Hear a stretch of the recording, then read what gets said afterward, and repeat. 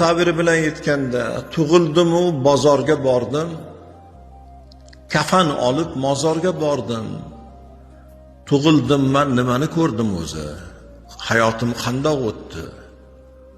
Amal egasi bo'lsam ham, dunyo egasi bo'lsam ham, topganim bitta kafanlik bo'ldimi?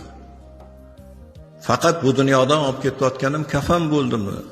degan bir ta'rifi beradiganlar bor.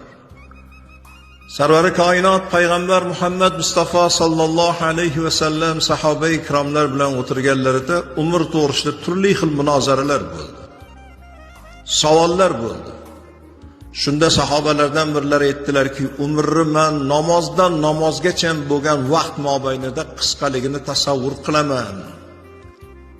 Ertalab o'rindan turib bomdodda o'qiymiz, peshingacha bormizmi, yo'qmizmi? Umr shunchalik qisqa dedilar.